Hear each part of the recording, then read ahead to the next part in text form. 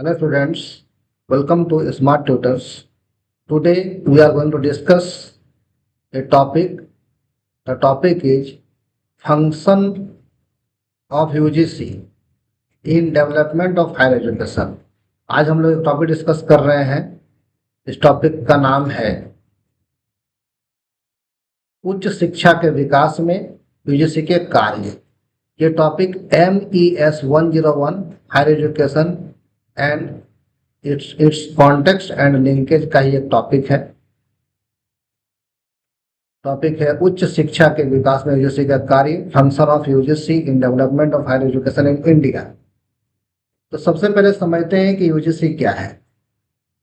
UGC का अर्थ है विश्वविद्यालय अनुदान आयोग. ये सरकार का एक अभिन्न अंग है जो भारत में जितने भी यूनिवर्सिटी है उन सबको कंट्रोल करता है. ये करता क्या है?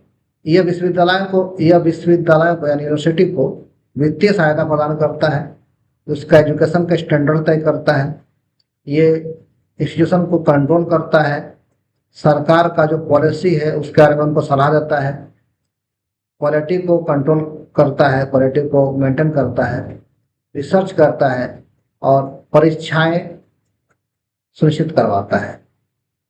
तो ये सब काम यूजीसी करता है. अब देखते हैं कि उच्च शिक्षा के विकास में यूजीसी का क्या काम है. तो इसका पहला जो काम है वह है विश्वविद्यालय शिक्षा का समन्वय करना.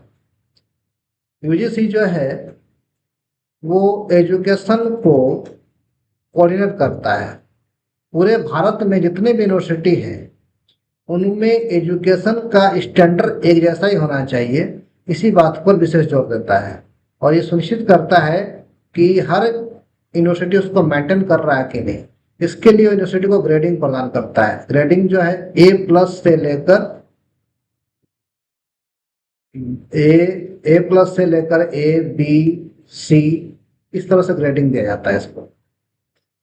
तो इसका पहला काम है ये कोऑर्डिनेशन करना यूनिवर्सिटी के बीच में. दूसरा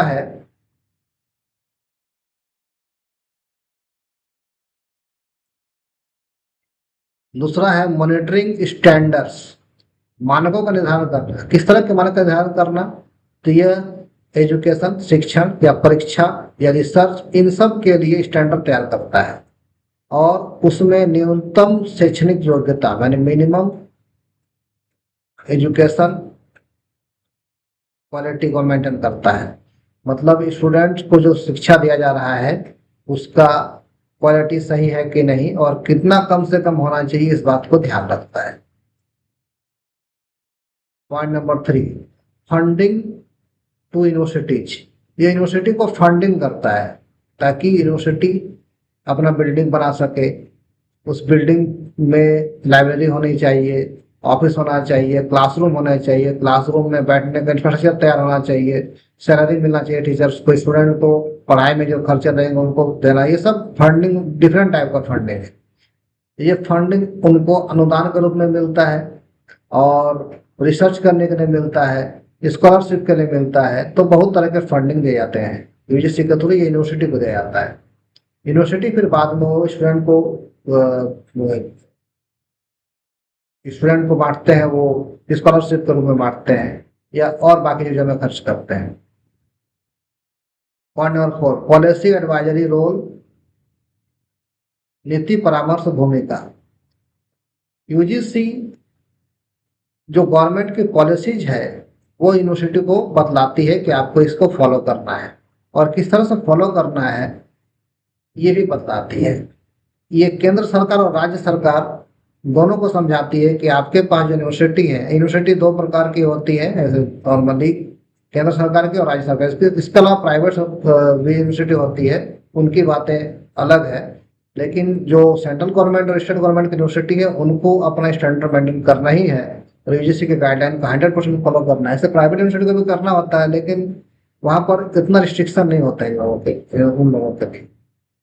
तो सरकार का जो पॉलिसी है उसको फॉलो करना, इसके लिए भी सलाह देती है. पॉइंट नंबर 5 है मॉनिटरिंग एंड रेगुलेशंस.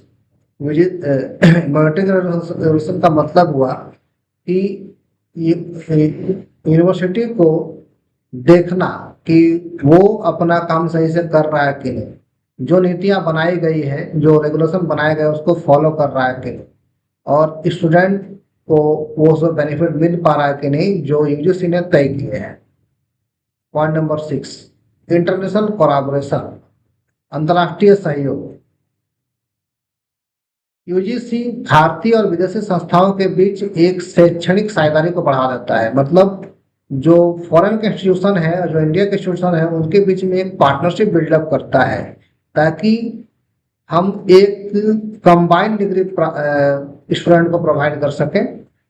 डिग्री ऐसी मिले जिसमें स्टूडेंट यूजीसी मतलब यूनिवर्सिटी का भी रोल हो और दूसरे कंट्री में जो इंस्टीट्यूशन है उसका भी रोल हो, और एक कंबाइंड डिग्री स्टूडेंट को मिल सके ताकि वह दूसरे कंट्री में जाकर भी काम कर सके। पॉइंट नंबर 7 है scholarship and fellowship. UGC different type के रिसर्च प्रोग्राम के लिए अलग अलग फेलोशिप एंड स्कॉलरशिप देता है, ताकि उस रिसर्च को पूरा किया जा सके और उसका फायदा स्टूडेंट को मिल सके। स्टूडेंट के साथ साथ जिस चीज पर रिसर्च किया जा रहा है उन चीजों पर भी उसका फायदा मिल सके।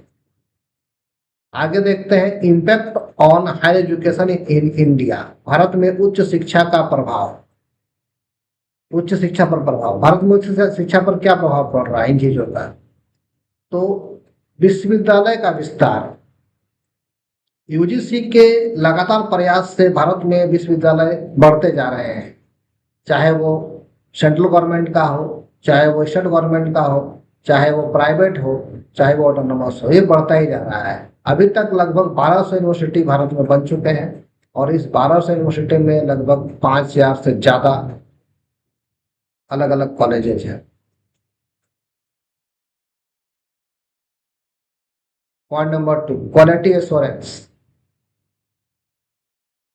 यूजीसी के प्रयास से हर यूनिवर्सिटी को अपना क्वालिटी मेंटेन करना पड़ता है और जो रूल्स एंड रेगुलेशन बताए गए हैं यूजीसी के द्वारा उसको फॉलो करना पड़ता है और उसी के बेस पर डिग्रियां प्रोवाइड की जाती है स्टूडेंट। पॉइंट नंबर 3, रिसर्च को बढ़ावा। यूजीसी के प्रयास से रिसर्च प्रोग्राम के लिए अलग अलग फंडिंग दी जाती है और उस फंडिंग का फायदा ये होता है कि रिसर्च बढ़ते जा रहा है। इस रिसर्च का फायदा पूरे कंट्री को होता है, क्योंकि उसी रिसर्च के बेस पर आगे के जो जो भी चीजें हैं, चाहे वो साइंटिफिक मामले में हो, चाहे वो सोसाइटी के मामले में हो, उन चीजों को एप्लीकेबल किया जाता है। Point number 4, digital initiatives, digital पहल। यूजीसी के प्रयास से अब एजुकेशन केवल किताब तक सीमित नहीं रह गया और किसी निश्चित एरिया तक सीमित नहीं रह गया। अब ऑनलाइन के माध्यम से दूर दराज के स्टूडेंट भी जो गांव देहात में रहते हैं वो भी एजुकेशन का फायदा उठा सकते हैं और एग्जाम देकर अपनी डिग्रियां ले सकते हैं। यूजीसी के फंक्शन का एक कंपैरेटिव चार्ट है, इसको भी एक बार स्टडी करके आप देख सकते हैं। ऊपर में बताई गई बातें से दोहराई गई है, तो ये एक समराइज सीट है, उसको एक बार देख सकते हैं। तो आज के लिए इतना ही। Thanks for watching.